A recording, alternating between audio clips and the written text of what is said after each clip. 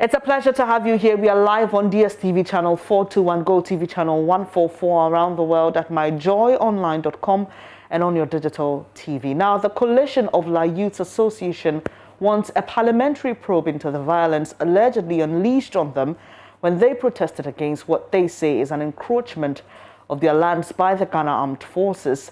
They want the Speaker of Parliament to immediately constitute a bipartisan committee to investigate the issues and call the military to order.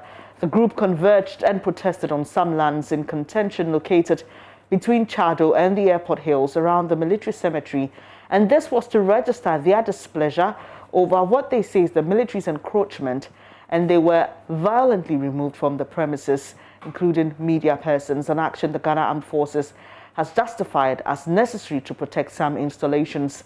My colleague Kweku Asante was at this news conference and has joined us with more. Kweku, what did the public relations officer of the coalition speak about? Right. So, Benes, as we all know, and like you reiterated, these coalition protested on these military installations and their land.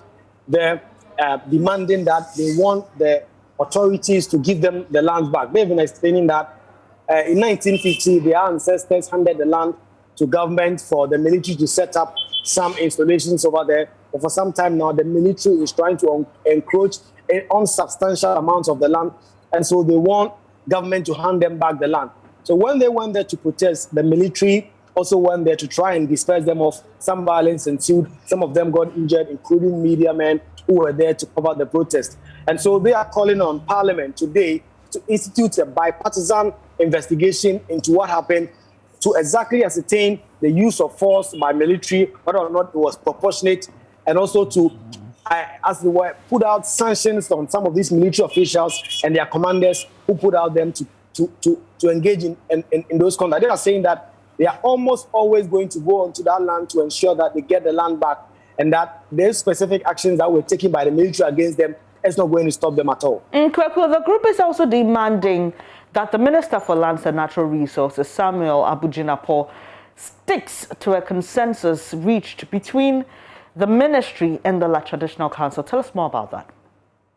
Right. So according to them, in December or a month to the election, they actually had a meeting with the ministry as well as some representatives of the land commissions and all stakeholders involved in this conflict. And the resolution that came up was that the military should stop encroaching on the land, and then the substantial amount of those lands that they are demanding be handed over back to them. I think we just lost Kweku there, unfortunately, but he was just giving us details from a press conference involving some youth of La who are demanding release of their lands. Well, we have him back, Kweku. Right. So as I was explaining, they say that this meeting that they held, the agreement was that the land should be handed over back to them. But the military and then the ministry are reneging on this promise. And so they are saying they want the minister to stick to the agreement they had and hand them back the land, or they embark on a massive protest very soon. Finally, we know their Member of Parliament, Rita Nao Dole Soa, has urged them not to go on the disputed land for now as negotiations are being held. Right. According to the Member of Parliament, because of these negotiations, they want them to stop all protest activities to ensure that they are able to have some background consultations and background conversations to be able to resolve these disputes. But they are saying that while their Member of Parliament might be saying something in good taste, they think that if they are not defiant, if they do not go out there and protest, the military and government would not see the need to urgently and immediately hand them back their lands. Kweku Asante there with details from that press conference earlier today. Now, health authorities in the Setra East District of the Ashanti region say they are overwhelmed by high incidence of scabies in senior high and basic schools in the district. The contagious disease has infected over 1,800 students in 7 senior high and basic schools.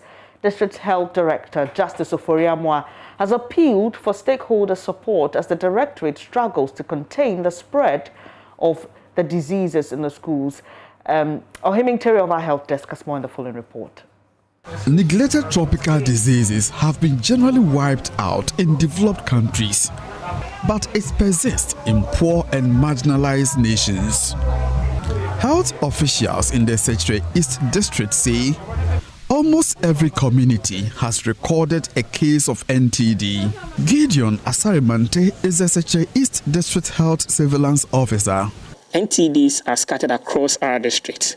Every single community here can boast of one neglected tropical disease or the other. In Tunkumso, Motokrodia, Senija are the communities that have at least 5 or more. Here, you can have about 1,000 and over hamlets around this very area. And these people come with different forms. We have several use cases around this area, scabies, a lot of them, several brulee ulcer cases and other things. What we seek to do is to strengthen our surveillance team. We do a lot of social mobilization, health education in the various communities, just to make sure these people get good knowledge about the neglected tropical diseases so that in case they have them, they are able to report early. Endemic communities share common deprivation, non-availability of potable drinking water, hard to access health personnel, spirituality, among others. At least 1,834 students in 7 schools have contracted scabies. District Health Director Justice Ofori Amua says the directorate has struggled to contain the spread of NTDs, especially scabies in schools. NTDs is on the ascendancy here. We have recorded about 8 to 9 different categories of them. The like of leprosy, yaws, scabies, onchocerciasis, lymphatic filariasis, and brulee ulcer. If you take a disease like scabies, as at last month we had recorded 1,834, and typically it's among the ages of 14 to 19. And that is the school-going age. And some of our senior high schools is very high there. We had about 4 senior high schools in Efijase and 7 lower primary schools in Efijase. So the number is quite huge. BU, we have a lot of them here. And they report at the very late stage where there are a lot of deformities and complications. Even last week, with the support of World Vision, we had to transport about 6 of them to Agogo Presbyterian Hospital for surgery. And if we had not taken them there, the end results would have been amputation of their legs or the arm.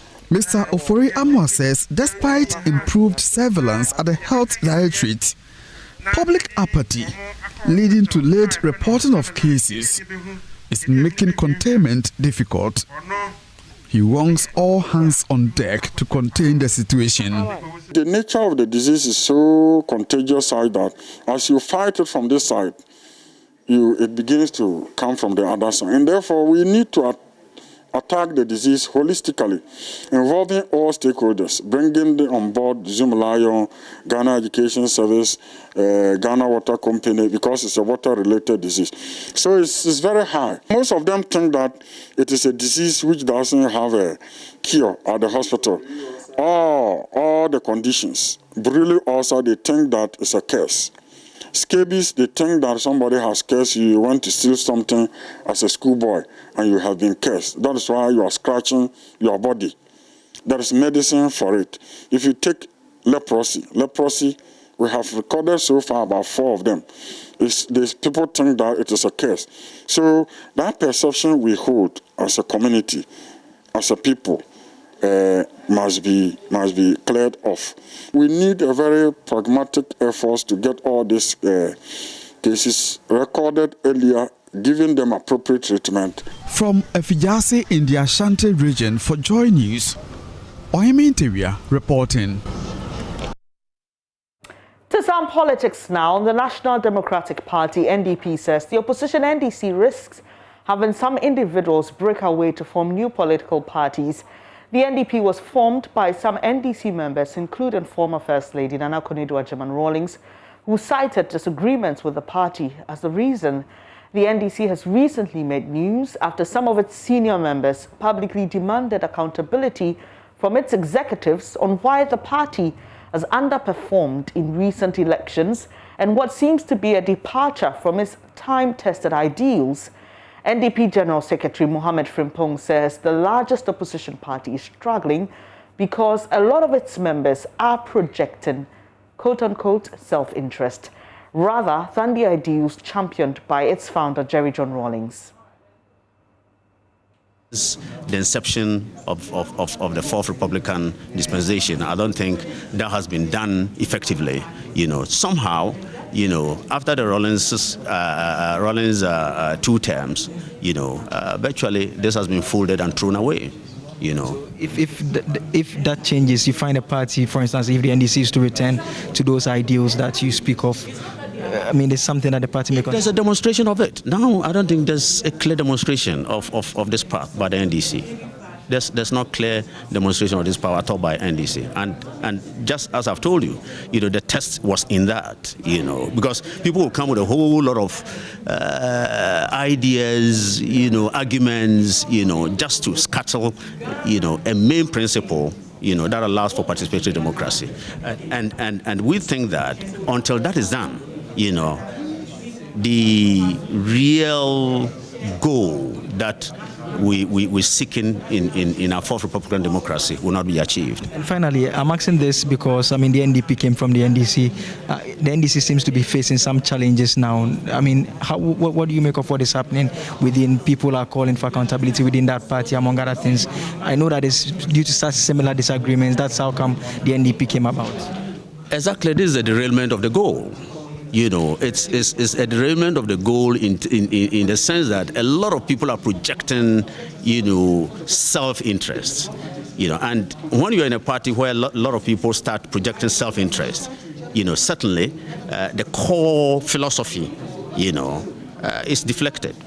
So that is exactly what is happening. Of course, it is symptomatic of what I've just told you, that we think that, they have deviated, they have deviated because, for, a President Rawlings' social democratic path, you must understand participatory democracy. If you don't do that, and you think you can... Why not? That will come about. We never envisaged the so-called hung parliament that we are seeing now, but you see, it was an uncharted path that we began. But people thought, it's going to bring a whole lot of change, and so expectations were high. The NDP's General Secretary in that conversation with Joe News' Joseph Akable. Away from that, keeping border and boundary disagreements from escalating. This afternoon, Ghana is taking steps to prevent escalation of boundary disputes with its neighbors in Togo, following discoveries that the country's borders with Togo may be slightly blurred. National Coordinator of the Ghana Boundary Commission, Brigadier General Emmanuel Kotia, is touring the area to engage Ghanaian communities around the boundary with Togo to ensure that any issues are settled amicably and the pillars demarcating ends of the two countries have not been tampered with. We want to ensure that there will never be a dispute coming out of boundary pillars between Ghana and its neighbors. And that is why that is the main object of the Ghana Boundary Commission. And we're going to ensure that that is applied to the latter. The exercise that we have come to conduct in your district, I must say your district is very fortunate to have received, and you're one of the first districts that we have come. We will be going on the ground today. We will finally assess the situation. I've been given a brief about how it looks like. But it looks like there is no major problem so far as our fiscal markings on the ground are concerned. We also use this opportunity to do community sensitization on the work of the Boundary Commission and how communities living along the Ghana boundary, Ghana borders, should live cordially with their neighbors. After all, if you look at our customs and traditions, we've lived cordially with the Togolese for a very long time. There's no need for us to have any problems so far as boundary issues are concerned. So in the long run, this is what we're going to do. Now, the Ashanti Region Minister Simon Osei-Mensah says his administration will sternly deal with metropolitan, municipal and district chief executives engaging in illegal mining. This comes after several complaints about the involvement of heads of assemblies in illegal mining in the region. According to the minister, their involvement in such activities thwarts the efforts to deal with the menace. Mr. Osei-Mensah, who spoke to the media on the sidelines of a tree planting exercise to observe World Earth Day at Lake Butumtri, says MMDCEs who show little interest in clamping down on the activity will also be penalized. Nanaya Ojima covered this for Joy News. He's on Zoom now with some details. Nanaya, what more did Mr. Osei-Mensah say about the fight against illegal mining?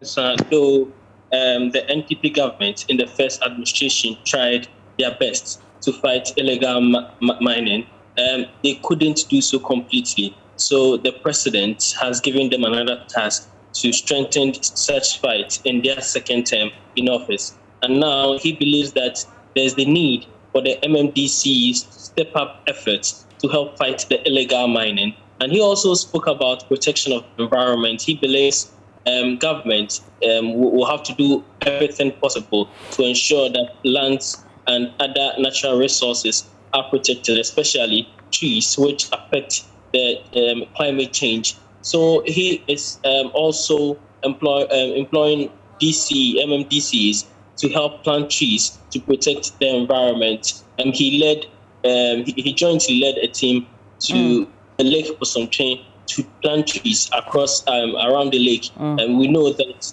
not long ago we have some private developers pulling down or cutting down trees that were planted by the Asantehene, a team by the Asantehene to regreen the Lake Butumtri area. So the regional minister and also the US ambassador together started this tree planting exercise in the Lake Butumtri area. All right, we'll leave it here. Nanaya Ojima there from the Ashanti region capital, Kumasi. Now, Chief of Staff Akosua Frema Osei-Pare has charged all regional ministers to build consensus with chiefs and other stakeholders within their jurisdiction in the pursuit of government policies and programs.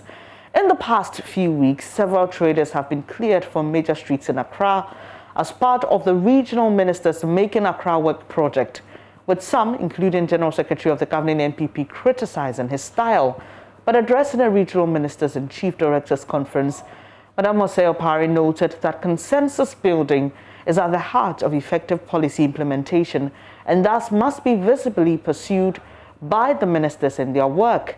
Manuel Kranting is here to update us with more via Zoom. Now, Manuel, the Chief of Staff made other observations at the event. What are some of them?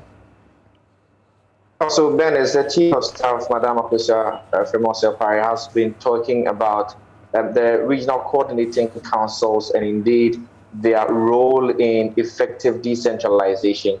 For her, the authority at the presidency, which has, as it were, been extended down to the base expected to be exercised and expressed by the regional coordinating council. She's been charging them to be sensitive and cooperate with the security agencies and intelligence agencies to be able to clamp down on crime and again make sure that the programs and the policies of government, because of the fact that indeed they are the heart of the implementation of government programs and policies, they would make sure that these programs and policies are implemented, Dennis. All right, the local government minister, Dan Boche, also addressed the gathering. What did he say? Well, for him, this particular gathering is one that is organized almost always at the beginning of every administration to, as it were, conscientize new appointees and reorient them. Those who were in the previous administration, reorient them for the work ahead. He's been encouraging them to stick to the sort of channels that have been created by the Constitution and indeed the Local Government Act to make sure that the flow of communication from the top to the bottom is indeed emphasized and made efficient. But he's also been, as it were, promising and assuring of government's commitment to building the capacity of not only the regional ministers, and Ben is at this point just worth noting that out of the 16 regions, just 4 of the ministers were maintained, coming from the previous Nanado administration. Now, 12 of these regional ministers are new, and that gives cause for some real work in building and shaping them up for the task ahead. He says that government is committed to doing this particular job and making sure that it builds capacity for the regional ministers and all other officers of the local government service within the various regions. Manuel Kranting there. Thank you for the details, Manuel. Now, some 850 security personnel drawn from the Army, Police, Fire Service and Immigration Service this morning started an ambitious exercise to help make Accra the cleanest city in West Africa. The project under the Make Greater Accra Work Again agenda will be done every week to rid the city of filth. Municipal Chief Executive for the Ayawasa Central, Alhaji Mohammed Kwei, says the exercise will be sustained until the city is clean. The Bible says cleanliness is next to godliness. So we are doing this even to show to God that really we are doing towards His will, and we are doing this towards thereafter. And then also, you see, this is Paloma, where everybody, outsiders, come. And how the regional minister saw here is not fine at all. It's not good at all. It doesn't speak well of Ghana, particularly Accra. So he said, today is a day that we should gather so that we do this cleaning. It will be continuous days, but not every day. Yes, we shall schedule time that we shall be coming. And then we shall involve people around here. The people around here. Because for this, we have never informed them at all. We want them to see military people, immigration, fire service, prisons, and the assemblies. For them, if today we call them, nobody will say no. They will see that, oh, these people even who are not with us here, but they have come all the way to clean. So let us also join them. This is Joy News Today with me, Bernice Abubedo Lansana, to some very disturbing news. Headmaster of the Queen of Peace RCJHS, Mr. Paul Dramina, was found hanging dead on a mango tree behind his own fence wall at Rioso, a suburb of Techiman in the Bunu East region. The incident has thrown the school in a state of shock, as both teaching and learning has been heavily affected due to the demise of the 45-year-old. Correspondent Anasa Pitt has been speaking with some teachers. Here's his report. Headmaster of the Queen of Peace RC Junior High School reportedly committed suicide at about 16 hours GMT on Monday. Mr. Paul Dramina was in the school on Monday before the said incident happened. He came to school on that fateful day and then said he had a discussion with the bishop. So that was what he said, and then went away. That was the last that we saw or heard from him. The school is currently in a state of shock at the incident, with teaching and learning heavily affected. Mr. Ibua Henry Jr. teaches English in the school. Mr. Dramina is very friendly. Anytime he comes, he inquires from us, our well-being. We exchange some pleasantries, and then he goes back to his office. Yes, as you can see, we are all disturbed. Yes, and shocked. You can see shock written on our faces. But how was Mr. Dramina's relationship with the teaching staff before the unfortunate incident occurred? Madam Theresa Sapon shares with us her fondest memories of the late headmaster. You see, master, should I say he's my junior brother? I know him before he came as a head. So Master is my colleague, is my brother, is my everything. He's my friend too. We chat like brother and sister. So, I've missed him a lot. Tufo Isaac, also a mathematics tutor in the school, tells Joy News that though Mr. Jamina was a man of few words, he was very lively with academic works. I was his secretary when he was the vice chairman, vice cathedral youth chairman. I was his secretary before coming here. Apparently, we were working hand in hand. He used to call for meetings. If anything bothers him, he'll call for a meeting, academic board, I need to meet you. In fact, he's a reserved type, as we all know, but when it comes to meetings or when something is bothering him concerning the school, we call for a meeting. But we are mourning, we are all saddened, and we are in a state of shock. Isaac, also known as T.I., recollects his last encounter with the late head teacher of the school. I had 3 encounters with him on Monday.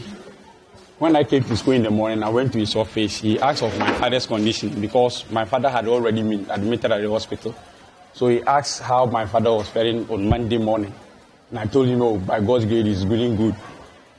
In the afternoon, he came to my table over here and told me that he was going to print some documents. That was the last statement or the last conversation I had with him. In fact, I don't know, and only God can tell. Now, contrary to an earlier report that Mr. Jamina hanged himself in the school's staff common room, T.I. says the incident happened close to Mr. Jamina's residence. Let's all consider it as fallacy or lies because it didn't happen in the school. All the teachers were around. I was the last teacher to leave school because I had afternoon classes with the kids. And that took me, or I traveled to 4 o'clock in the evening, 4 o'clock p.m. And he wasn't around by then. I don't know why this fake news is circulating that he hanged himself in the school and the student came. So if a student came to find out in the staff common room, the question is, where were the teachers? Where were the teachers by then? So it didn't happen here. He, however, calls on the police to hasten investigations in order to unravel the actual cause of Mr. Jamina's death. Reporting for Joy News, Anas Sabit, Tichiman. The University of Energy and Natural Resources, UENR, has partnered other institutions to pilot an electronic motorcycle which will be powered by solar energy. The e-bikes, to be fitted with meters using renewable energy, will be charged at designated stations at the university. The project, estimated to cost some $357,000 with funding from the German government, will help reduce carbon emissions, among others. This was made known when UENR and Bochum University of Applied Science in Germany signed a memorandum of understanding during a kick-off workshop the partners organized in Sunyani. Precious Semevo has more. Urbanization comes with challenges such as mobility needs and energy demands. Available means of transport cause a high level of pollution that requires environmental-friendly alternatives. E-mobility is being advocated for by the University of Energy and Natural Resources, UNE, since the energy required will be from a renewable source. A pilot project to be run by UNE with partnership from the Bochum University of Applied Science and Don Bosco aims at reducing climate change and carbon emissions by looking at the use of renewable energy in the transportation sector. A memorandum of understanding has been signed at a kick-off workshop in Sunyani for the mobility sustainably thought through the life cycle project. Engineer Dr. Eric Njofosu is a senior lecturer at UNE and a director, Regional Center for Energy and Environmental Sustainability. This time we want to see how we can bring in solar energy and the rest into transportation. So this one we have what we call e-vehicles that will depend on renewable energy. So we'll have what we call charging stations. We are doing the piloting, okay, and then we are doing studies, research studies on it, to be able to see how sustainable this will be. And then based on the lessons that we learn, we can be able to influence policy. So within campus, we will have some of these bicycles there, and then students will pay and use. We'll put a few bicycles in town, so you'll be seeing them across town. So this project is about $357,000. We already have funders from the German government. Now, lack of public trust and confidence has been cited as the main reason the Ejapa Mineral Royalties Agreement stalled, presenting its findings as part of a report on how political considerations impact efforts to improve governance and development outcomes of the country's extractive sector. Chair of the Civil Society Platform on Oil and Gas, Dr. Steve Mantiao, said, though the intention to optimize revenue from the sector was laudable, a series of actions and inactions on the part of government contributed to the mistrust. Joy News editor Israel Aye joins us from the workshop organized by the Star Ghana Foundation. Israel, so what are some of the actions and inactions cited for the stalling of this Ejapa agreement? Thank you very much, Bernice. One of the many things that was brought up or was raised about how the Ejapa transaction agreements actually came into the public domain. The fact that it wasn't a matter of government coming to share with the public that this is what we intend to do, but that information filtered into the public domain and people started putting all sorts of interpretations into it. And it was then that government was forced to come out to say something. And so that really was at the heart of it. And so most people thought that whatever government said at that point government couldn't be trusted at that point. But I have with me Dr. Steve Mantiao, who gave that presentation at the Star Ghana Foundation event, and he's looking at the political economy and the factors that contributed to it.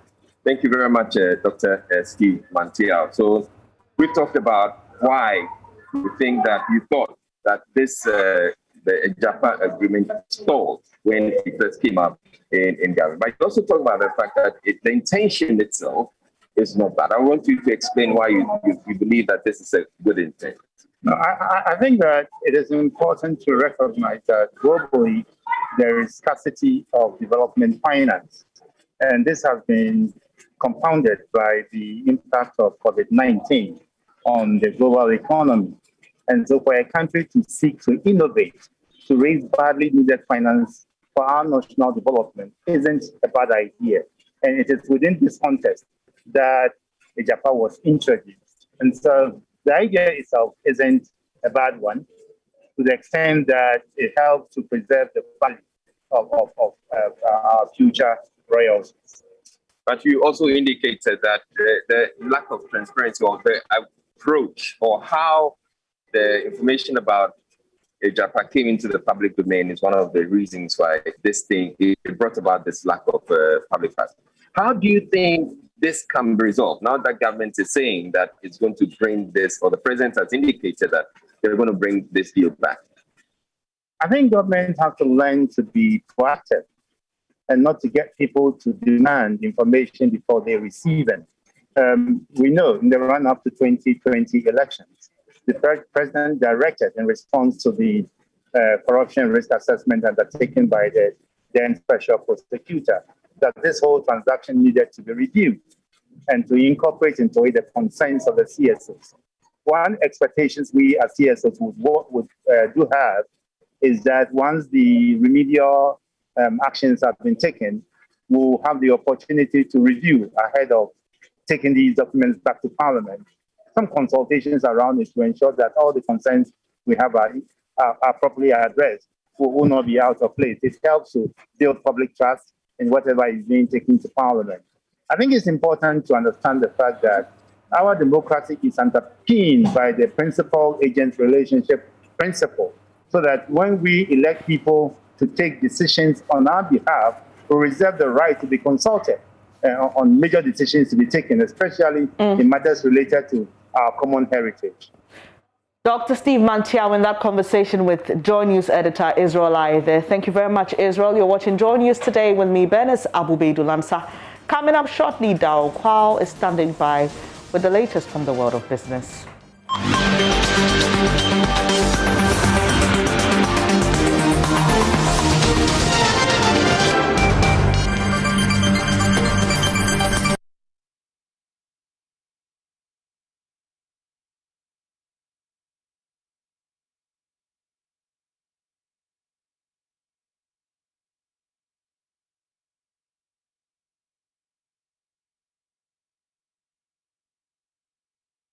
Hello, welcome to Business. My name is Darrell Kwao. The Public Interest and Accountability Committee is kicking against the use of the annual budget funding amount in filling expenditure gaps in terms of revenue shortfall in the budget. According to PIAC, the practice is rather the purpose of the Ghana Stabilization Fund. As part of its recommendations of the 2020 annual report, it reiterated the need for a long-term national development plan as stipulated in Section 21 of the Petroleum Revenue Management Act to guide the spending of petroleum revenue. There's more in this report. As detailed in the 2019 annual report, the committee also reiterated that the annual budgeting funding amount should not be spread thinly in accordance with Section 21 of the Petroleum Revenue Management Act. Also, it urged the Ghana Revenue Authority to, as a matter of urgency, initiate action to recover surface rental arrears of a little above $2 million with the appropriate interest rate. 18 companies that are exploring oil are currently indebted to the country. Professor Kwame Adom-Frimpong is the chairman of PIAC and has been highlighting the key findings. 2019, the arrears was 1,566,463. 1,563,463. The non-payment of this stream of income denies Petroleum Holding Fund the necessary fund for developmental projects. Then number 2, GMPC utilized a makeup gas volume of 1,867.5 million out of the total accumulated makeup gas volume of 35,630.32 million. Ghana Revenue Authority should, as a matter of urgency, initiate action to recover surface rental arrears with the appropriate interest as provided in the PRMA. Number 2, the Ministry of Finance should ensure that priority areas selected are approved by Parliament before implementation as required by Section 21(5) of the PRMA. Number 3, the ABFA should not be used to serve the purpose of filling expenditure gaps in times of revenue shortfall in the budget, as this is the purpose of the Ghana Stabilization Fund under Section 9(2) of the PRMA. Professor Adom-Frimpong told Joy Business, though he wasn't satisfied about the utilization of petroleum funds in 2020, it was better than previous years. Now, the Minister of Food and Agriculture, Dr. Osifia Akutu, says China is no competition for Ghana in the export of cocoa. According to him, the quality of Ghana's cocoa is not matched anywhere in the world, hence the world market opting to pay up to 25% premium on the price. He also says the EU's warning to ban imports from Ghana over illegal mining is in the right direction. At all. They've already exported yeah, they exported 450 kilograms, not even 1 ton. Don't forget, Ghana produces 900,000 metric tons. Cote d'Ivoire produces over 2 million metric tons. So that's nothing really, to worry about. In any case, there's a limit to what the production that small island that they are producing on. And in any case, Ghana's output, the quality of Ghana's cocoa is not matched anywhere else in the world. That is why the world market is prepared to pay 15, 20, sometimes 25% premium on the world market price for Ghana's cocoa. So the Chinese or the Ivorians can produce all the cocoa in the world.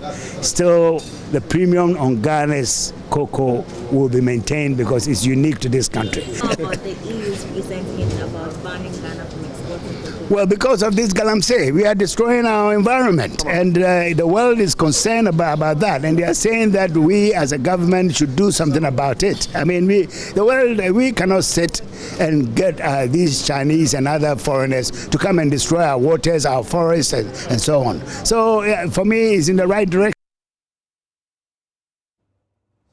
All right, and there's more coming up on the marketplace at the top of the hour. Up next, sports. Hello, welcome to the sports segment on Joy News today. I am Muftau Nabila Abdullahi. Since 1982, Ghana has failed to win the African Cup of Nations. The country had won it in the early 1960s and 1978. In the last 39 years, Ghana has made it to the final just 3 times: 1992, 2010, and 2015. One player who participated in 2 finals, that is the 2010 and 2015 editions, Emmanuel Ajimambedu, believes that the West African country has been unlucky when it comes to winning the competition. Coast Champions League or the Juvenile Champions League. Now, this Juvenile Champions League will be a competition for the various champions in the regions. Now, we will play the district football. You see, it's a question every time it goes through our mind as well. Even when 4 days ago I was in the gym with Jonathan, and we are saying the same thing you are asking me now. I asked him, so I said, my guy, what happened in 2015? Because I can't recall myself, or if maybe you can help me. Any team or a nation going up 2 penalty kicks and still lose to the opponent. I can't recall myself if it have ever happened in football. I can't recall myself too. So at times you just lead small luck. It's not about what you would do on the pitch, but you know, in everything, in life in general, when even you are going out in the morning, you pray for luck, and the luck wasn't there. That's why I said, let's go out and hope that these young chaps will get the luck and win something for the nation. Coast football in the country has been a major concern for many investors. Many say that juvenile football in the country is not an area to invest because it is not lucrative. The new leadership of the Ghana Football Association under Kurt Okreku says that in September, October, they will be organizing a Juvenile Champions League. Communications Director of the Ghana Football Association, Henry Asante Chum, has been explaining the structure of that competition. Coast Champions League or the Juvenile Champions League. Now, this Juvenile Champions League will be a competition for the various champions in the regions. Now, we will play the district football. Then the champions will move to play in the regional competition. Then the regional champions will play in the national competition called the National Juvenile Champions League. Now, this National Juvenile Champions League will be an all-play-all competition. It will be a regional affair. So, some of the regions where the numbers look huge and the competition is much richer, we will have more than 2 or 3 clubs representing the region. For instance, in Upper East, you have about 11 juvenile clubs. In Upper West, it's a similar situation because they have peculiar challenges with field of play and a few other factors. You can compare that to Brong-Ahafo region, who have almost 300 clubs. Greater Accra, who have almost 400 clubs. So yes, we want to pay attention to the development of juvenile football. There is a plan in place. The master plan looks very good. We have tested the waters. We have looked at, all we have to do, and it looks really amazing. We have decided to use, game centers for the juvenile league. From football, let's do boxing. And boxing infrastructure is another concern to many people in the area of the industry. Bukom Banko, who is a cruiserweight boxer, is calling on the government of the country to construct boxing gyms across the country. Available data from the Ghana Boxing Authority GBA indicates that there are 52 gyms recognized by the regulatory body. Over 50% of these gyms are situated in the capital city Accra. Accra alone has 27 of these gyms, while the Volta region, which produced 2 out of the nation's 10 world champions, has only 3. The Bunu region, which gave Ghana the marvelous Nanaya Kunedu, has 6 gyms recognized by the Ghana Boxing Authority. There are 5 gyms in the western region and 5 in the central region as well, which produced the former Commonwealth champion Sam Akroma. Northern Ghana has the lowest representation of boxing gyms, with Tamale, Bolga and Wa having one each. This is a trend that former WBO Africa champion Bukom Banko wants to see reversed. Kumasi people like boxing too much. Kumasi people, they like boxing the same like Accra people. But you know, boxing day for Accra, only Accra boxing day. Well, me, I want any region, they open boxing gym there. Okay. To teaching people, because boxing, every bossa day for Accra, every bossa day for Accra. No bossa day Kumasi, no bossa day Cedro, no bossa day Cape Coast, no bossa day. I don't understand. I want all the Accra coaches go to teaching people over there. Sani wana boss schedule manjin people. It's not only Accra. Okay. Okay. Kumasi people, they like boxing too much. Yeah. I've been wondering, Banku, are you ever interested in becoming a boxing trainer? Do you ever see yourself becoming a boxing trainer? Me? Yes. You know my second boy is a boxer. My second boy is a boxer. Aspiring with them. What's his name? Abu Kamoko. Abu Kamoko. He's a boxer. I give him and you want him to become a boxer? Yes. But yes, some years ago, I don't want my fight with fight boss, because boss is mentality work. But the guy, my second born Abu Kamoko, say only bossing the fight. I don't know. He can be a world champion. Maybe his son might just become a world champion. Thanks very much for joining me for sports today. I am Muftau Nabila Abla. There's more sports on myjoyonline.com/sports. Hello and welcome to Showbiz with me, Mapisa Sibidi. Now, Chief Executive of the National Film Authority says the presidential pitch series is to recognize filmmakers and make Ghana a film hub. In an interview with my colleague Ibrahim Ben Bako, she revealed that President Akufo-Addo has recognized the work of the filmmakers and is 100% behind this project. First of all, let me just drop an exciting news. The name is now Presidential Film Pitch Series, because His Excellency the President himself has recognized, or has, how do you call it, taking on and recognize the hard work of these filmmakers that have come this far, and is leading this drive to make Ghana a film hub or a film center, whatever way you want to put it. So the Presidential Film Pitch Series basically is a marketplace that brings together film projects from Ghana. When I say film projects, because we're talking about other things within the film ecosystem. So maybe the person doesn't have a film, but maybe the person has a project that will bring together, will bring actors, make it easy for directors or producers to reach actors, and on you go. So the Presidential Film Pitch Series brings these projects that have been packaged by the National Film Authority under the auspices of the Ministry of Tourism, Arts and Culture, and brings together these projects with investment and distributors. So usually people have great ideas, like I'm a filmmaker, I come up with a great idea, but where do I get the money to shoot my film? And when I shoot my film, where am I going to show my film? So the Presidential Film Pitch Series solves the problem to that by creating a platform or a marketplace where business can happen. And it's been over a year now. When we opened submissions, we had over 100 submissions. We narrowed down to 25. These 25 projects have gone through a year of training and preparation, and now we are ready to outdoor them to the public, to you, to investors, to sponsors, and to distributors. So that's what the Presidential Film Pitch Series is about. When you say it has taken, a lot of people brought up project and you shortlisted to 25. Exactly what kind of project are you talking about? Right.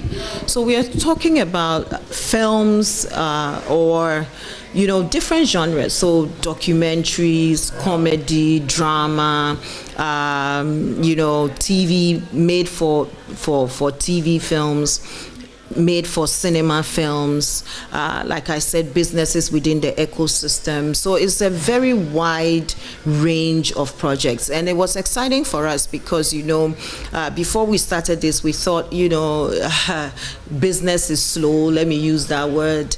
Are there enough people who are engaged in the creative process? But we were pleasantly surprised, you know, when we hit 100 and was counting if we hadn't closed submissions. So for us, this has been a long process, but of course, people come with an original idea or an idea that is raw. A lot of people came with a raw product.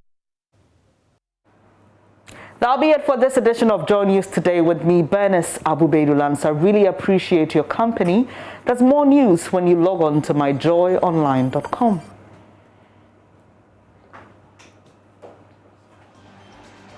We are also very interactive on Facebook and Twitter. We are Joy News on TV. Do stay with us. The Marketplace is up next. Thanks for your company once again.